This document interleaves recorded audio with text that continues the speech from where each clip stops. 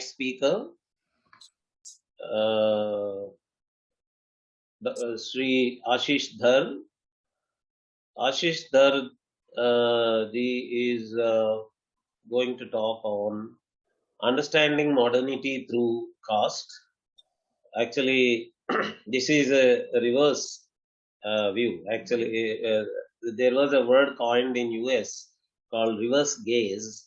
So he is doing reverse gaze of modernity from the perspective of caste. Ashish Dhar is a Kashmiri Hindu living in exile in New Delhi. He is a mechanical engineer by training and a social entrepreneur by occupation. He is the co-founder of Upward, an alternative media outlet that produces audiovisual content and commentary on socio-cultural issues like Hindu temple autonomy, judicial reform, civilizational conflicts like Kashmir, and so on. Ashish is also operations head of the Indic Collective Trust, which is a legal research and activism forum that represents Indic civilizational positions in legal cases of national and international significance. Over to you, Ashish Dharji. Om Shri Gurubhyo Namaha. I hope I'm audible. Yes, you are. So thank you, Dr. Nagaraj Paturi and Indic Academy for giving me the opportunity to put forward what may be described as my rather unpalatable views on caste.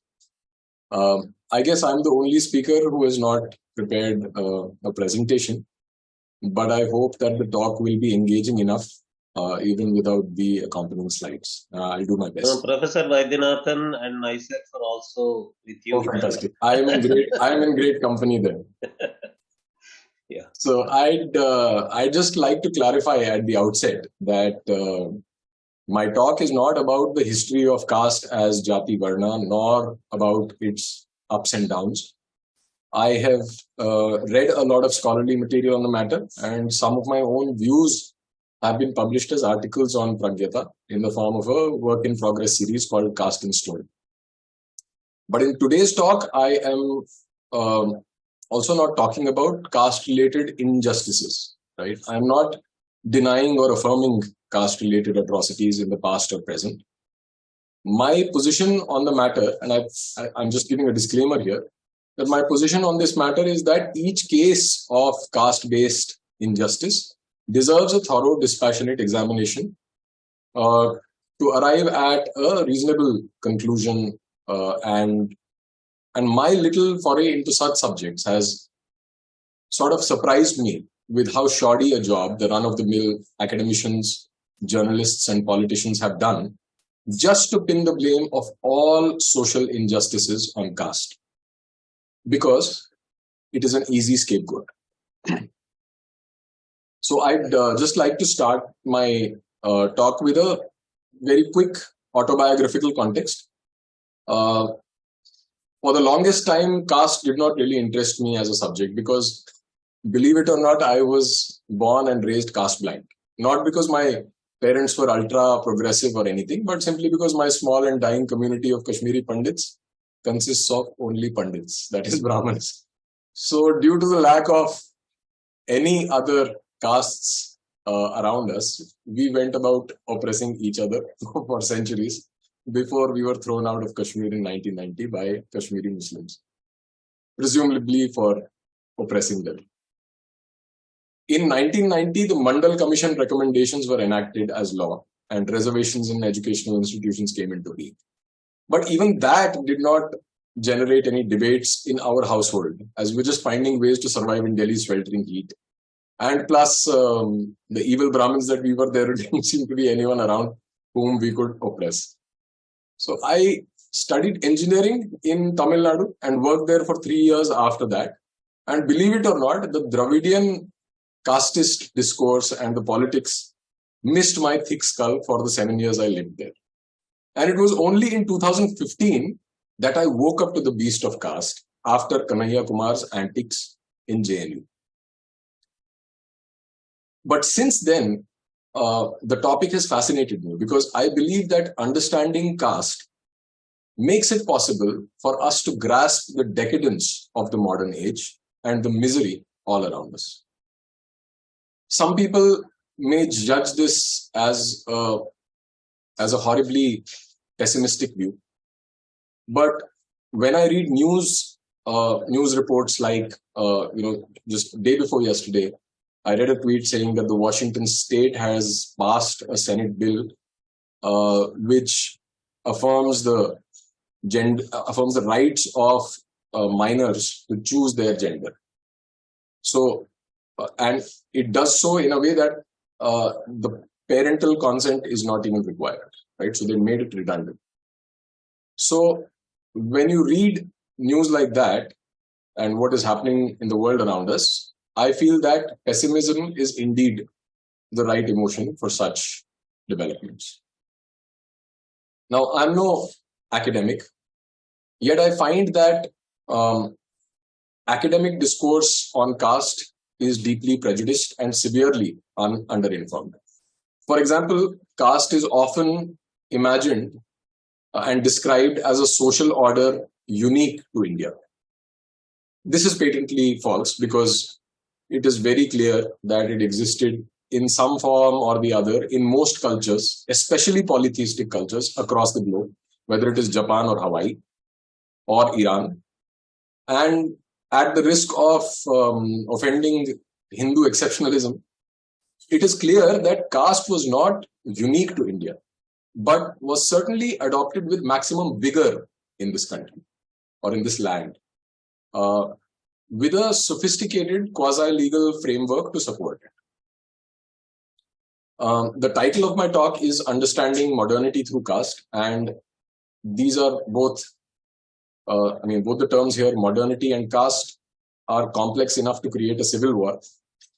But before delving on sociological definitions, I'd like to read out a quote to sort of set the tone for my talk. And this is a quote from a very unrelated, unlikely source. This is a book that I read 20 years ago. It's a book called The Teachings of Don Juan by this author called Carlos Castaneda.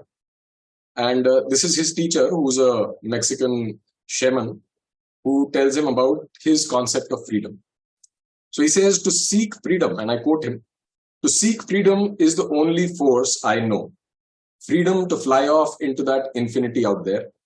Freedom to dissolve, to lift off, to be like the flame of a candle, which, in spite of being up against the light of a billion stars, remains intact. And this part is particularly moving because it never pretended to be more than what it is, a mere candle.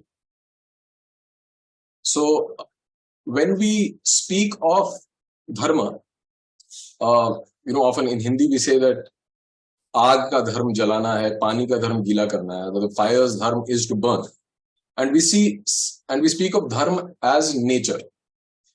And when we say that the child's dharma is to take care of his old parents, we speak of dharma as duty. So already the term dharma encompasses both these aspects, duty and nature, and there is already an identity established in the term itself between duty and obligation and your inherent nature. In other words, you are required to act as per your nature. But that raises the question, what is your nature? Is it something that can be measured as the Western mind would want to do? Because the Westerner would say, what cannot be measured cannot be improved. Or is it a whim or a thought? Is it immutable or subject to change? What is the nature of males and what is the nature of females? And if nature is determined by who we think we are, then is it not right for the state to grant children the right to have their sex reassigned based on a random whim? Now, the Hindu tradition seems to deny legitimacy to individuals deciding their own nature and considers birth as the single most important determinant of nature. It could be said that birth determines your nature, but I think it would be more accurate to say that nature, in the form of samskaras, determines your birth and puts the onus on you to fulfill your dharma determined by birth, even if it may seem like a burden, just as it did to Arjun in the battlefield. So, to put it very simply, dharma extracts its pound of flesh from those who would serve it. Because dharma, when it flowers into culture, is a culture of restraint and limit. Man is the apex predator in whatever ecosystem he exists in. And since his cognitive abilities transcend the limitations of the animal kingdom, he is obligated to set his own limits, or otherwise he would just destroy everything, because he has the power of the gods without their wisdom, right? And that wisdom is dharma. And accordingly, culture is the line that must not be crossed. So it is with this ethical and philosophical orientation that the Hindu social order must be imagined. It is an order of restraint and setting limits, because freedom can only be meaningful once its limits are specified. Unconstrained freedom is a liberal fantasy that inevitably leads to 79 genders and other shades of madness. Our ancestors knew that caste gave meaning and purpose to their lives and held on to it like dear life, as the colonial era Christian evangelists testify. And the speaker before me, Hali Kalyan, he's done a fantastic job. He co-wrote an article in Pragyata on Christian missionaries on caste, and he compiled a huge list of quotes and gave his own commentary on that. And I'm borrowing from that fantastic article. And I'm quoting a few names here. I'm quoting a few Christian evangelists here. So this is Bishop Louis George Milne. I don't know how you pronounce it, but he says, caste stands forth as the deadliest of all opponents which the gospel has to grapple with in India. Then there is Joseph Mullins, a missionary in Calcutta, and he says, the strong bond of caste is, in my view, the chief obstacle in the way of their making an open profession of the Christian religion. Similarly, there's a report that was compiled by Reverend William Strickland and T.W.M. Marshall, and they write, quote, it has enabled the Hindus to preserve their nationality in spite of repeated conquest, and has hindered their being absorbed by their conquerors. This is, it means caste. And finally, I quote Reverend Storrow, and he says, to become a Christian is to lose caste, to lose sanctity, honor, purity, and indeed all that is precious. And it is to become vile, despicable, and impure as well. Need we say how the Hindu turns away with loathing from the very thought?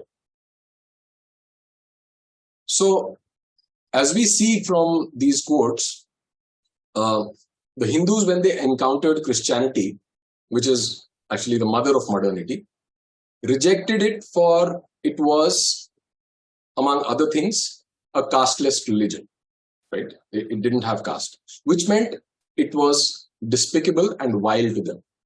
Similarly, when we look at modernity through the lens of caste, it appears utterly debased. Varna Sankarta, the hallmark of modernity, is dreadful to the Hindu mind. Let me just explain how and why. So, when the individual's occupation is based on his convenience, legitimized by the flimsy notion of rights, there are no longer any constraints or limits within which freedom can be exercised.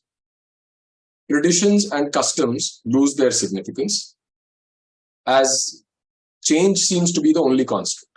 We can no longer draw lessons from the past because it appears incomprehensible. and society begins to spin out of control. And as a matter of fact, it keeps accelerating as it speeds away towards the edge of the cliff. Life, in some sense, becomes meaningless. And if we go by the sociological definitions, that is exactly what modernity is. And it is characterized by discontinuities, but more accurately by the following attributes. And I take these definitions from Anthony Giddens' work on modernity, his seminal book called The Consequences of Modernity. So he defines modernity by using the following attributes. That there are three attributes that kind of put the finger on what is modernity. Number one is the rate of change of the world around us. Number two is the scope of that change. And number three is the nature of the institutions, the social, political institutions around us, to deal with the speed as well as the depth of change that is happening.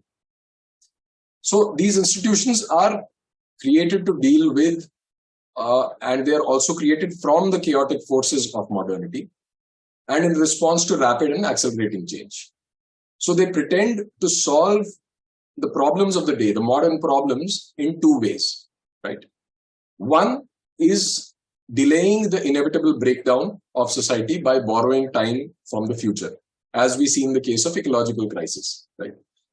The air is getting bad, drinkable water, the water table is going down, the rivers are polluted. I mean, you name it, everything is going from bad to worse. And yet there is no serious response from any society to these issues. And number two, these institutions, modern institutions, pretend solving modern problems by encouraging the proliferation of ideological camps that blame each other for the unsolvable problem. But in reality, they happen to be, these ideological camps happen to be the same, parts of the same erroneous paradigm, whether it is state sovereignty versus private property, whether it is capitalism versus communism, right versus left, so on and so forth. And a concrete example of the blame game between two sides of the same coin is the polemical exchange between the camps of equality of opportunity and equality of outcome. In this particular debate or fight, you will notice that equality is a common ideal, and the argument really is about what kind of equality is good for society. Everyone believes in equality, and it seems to be a self-evident good. Equality of opportunity basically means equality before law or legal equality. And equality of outcome is another name for economic equality, which is, if you think about it, it's really the next logical step after the half-hearted attempt to give everyone legal equality, without ensuring that the outcomes in their lives are similar, if not the same, right? So because unlike in a caste-based social order, which has room for intergenerational transfer of privilege in more than one way, in more than one mode, the modern world has outlawed or at least made it hard for people to transfer knowledge or their practices, their customs, their craftsmanship, their whatever, their skills and other such social capital to the next generation. The only form of privilege that can be transferred is wealth. And if you're not a good businessman or supremely talented in a field that pays good money, your future generations are as good as you. I was watching an interview of this author, Catherine Page Harden, who's written a book, a very important book actually, called The Genetic Lottery. And she's asked the question about how she views the debate between these two camps, equality of outcome and equality of opportunity. And she says that she finds the debate meaningless because she doesn't quite like the metaphor of society as a track and field race, and prefers to replace this metaphor of unbridled competition with the metaphor of a building. So equality here would mean that everyone has access to the staircase of the building. But what happens to the physically challenged, right? It is not good enough. The staircase is not good enough for them. They would need a ramp, right? So it's one size fit all equality does not really work. So she says that we live, society is like a building and we live on different floors of the building and take care of different parts of it as a community. So the stress should be on community building as opposed to getting ahead of others generally. And this instinct of getting ahead of others is in fact the meritocratic ideal. So I have observed in my interactions that people who want caste to be annihilated are often the ones most impressed and bedazzled by meritocracy. And I suppose for good reason. Who wouldn't be inspired by a genuinely inspiring rags to riches story like that of say our prime minister? From very humble backgrounds, he rose to the level of being the head of the country, and that's something phenomenal, right? And that is really that is meritocracy in action, and that is what really attracts people to this story of meritocracy. But in his recent book on meritocracy, I quote Michael Sandel, and he has something very interesting to say about it. He says, inspired by the heroic rise of a few, we ask how others might also be enabled to escape the conditions that weigh them down. Rather than repair the conditions that people want to flee, we construct a politics that makes mobility the answer to inequality. Breaking down barriers is a good thing. No one should be held back by poverty or prejudice. But a good society cannot be premised only on the promise of escape. Note the last phrase, the promise of escape. Ashish ji, yeah, just reminding you that you may. Yeah, I'm just about to finish. Thank you. So the last phrase was the promise of escape, and escaping the oppressive conditions of a society designed on the principle of ruthless competition, or what we would call Matsya Nyaya. And Matsya Nyaya is what the Jaati Varna matrix evolved to prevent. Today, we live in the age of exponential technology, and one small step in the wrong direction has the potential to blow up into an existential threat for the whole planet. We saw what happened with COVID, and we are only beginning to witness what artificial intelligence is capable of. We know about how advances in genetic sciences can be hijacked in the service of social engineering and eugenics. And in the current state where the scientific knowledge is, that could alter who we are as a species irreversibly. And all this will be done in the service of what exactly? Again, the promise of escape. So I don't know if caste can be annihilated without destroying the possibility of community life. I also don't know if it will make a comeback in a new form, though I hope that it does in some way, because caste as Jaati is community based on acceptance of your circumstances of birth, which I will stick my neck out and say, before the current mercantile age was not, the circumstances were not universally oppressive. But I know that if modern Hindus do not engage with the past on its own terms, rather than being apologetic about it due to their ignorance and deep-seated prejudices acquired through what we optimistically call modern education, we will have no shield to protect us and our environment from the destruction that will accompany the fall of modernity, which is not as far as some of us may imagine. Thank you. Om Shri Matre Namah. Thank you very much, Ashish ji. That was really incisive, deep, and really highly theoretical. Critique of modernity is not new in the university campuses in academia, but they gave it the name postmodern. And under that name, it becomes a modern critique of modernity. There is no traditional critique of modernity. There is recently on Indica Facts, Professor Ramesh Rao published two articles from Maragadam, which are actually Hindu side critique of modernity.